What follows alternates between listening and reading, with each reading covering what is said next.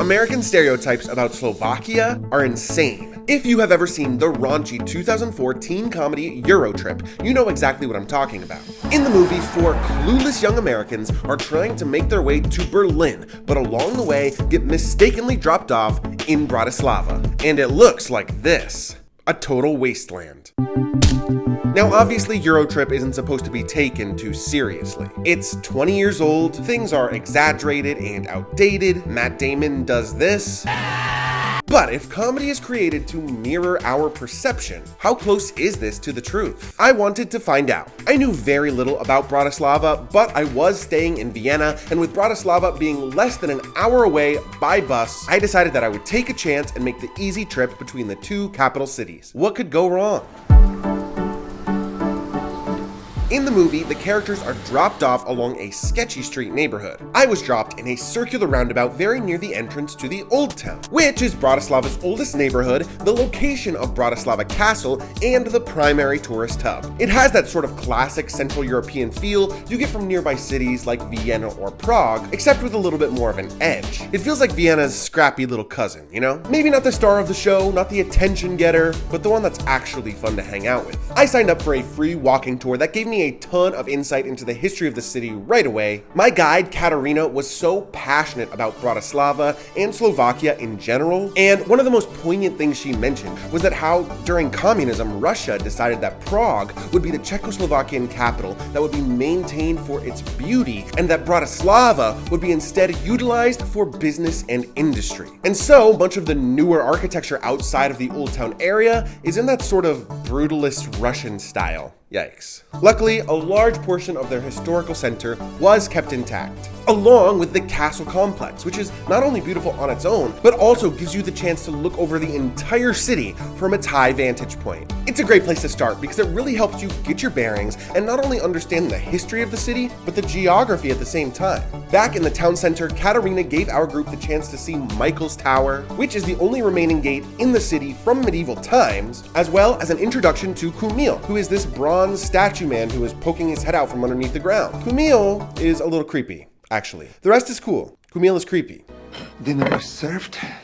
Would the masters care for anything The else? characters in the movie only really eat a sort of generic feast, and then they drink that glowing absinthe at the club. So what I'm trying to say is that I have no pop culture frame of reference here. What is Slovak cuisine like?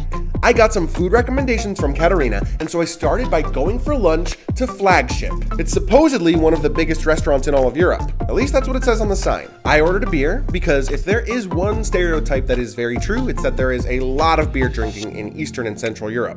I think what struck me most is how much the food in Slovakia has incorporated various elements from many of the surrounding nations. It's sort of like if Polish food had a baby with Czech food. I had Česnakova to start, which is essentially a garlic soup. It's often served in a bread bowl, which was delicious. I love bread. And from there, I had some dumplings as my main course. Now, if you've seen any of my past videos, chances are you already know my feelings about dumplings. However, these were different. These are potato dumplings filled with meat and served alongside sauerkraut and bacon. Really amazing. But much, much more dense than dumplings that I have had elsewhere. These are like tasty little balls of lead, just insanely filling across the board. For dinner, I went to number 1 Slovak pub. It's along Obchodna Street, which is a famous sort of modern shopping street. And I have a confession to make. Well, it seems that number 1 Slovak pub is owned by the same people who own Flagship. Oops. But that didn't stop me. This time, I ordered the national dish, brinzové halušky. It's potato dumplings with bacon and sheep cheese. The flavor sort of reminds me of a baked potato. You know, that creamy bacon and sour cheese sort of vibe. I mean, really good though. Loved it. If your country's national dish involves potato and cheese prepared in any way, I already like it. Actually, I'm booking a flight to you right now, as we speak. These are pretty dense, so if you're looking for something light or just a snack, head over to Pressburg Bajel and get the local version of a poppy seed croissant alongside some draft Kofola, the local version of Coca-Cola. Kofola is trippy. It feels sort of like you're drinking Coke, except in an alternate universe. Does it taste a little minty? Sure. Do some people think it tastes like cough syrup? No doubt. But did I like it? But what about outside the central Old Town area? I didn't get a chance to walk very far, but I was so inspired by what I saw from an artistic standpoint. The murals and public art in Bratislava are frequent and really impressive. The artwork even extends over to the Eurovia Mall, where you'll find an entire set of circus-themed statues. It's one of the coolest displays I've ever seen in an actual shopping mall. Without a doubt though, the best thing that I saw outside of the central Old Town area was the Blue Church. Its proper name is Modri Kostal, and the gorgeous blues and whites basically just camouflage this church into the sky above. I was struck by this, more than I thought I would be. Religion has played a huge role in my life, for better and for worse. But that's a whole topic for another day. Suffice it to say for now that I am not presently, nor have I ever been, Catholic. Despite that, seeing how creativity has been able to flourish in different and beautiful ways over the centuries within the Catholic Church has for sure been one of the highlights of my journey. I only spent just the one day in Slovakia, and it was all in Bratislava. And I'll be the first to tell you that one day isn't really enough time to even get a sense of one city, let alone the entire nation of Slovakia. However, can I tell you what struck me the most about my entire time there?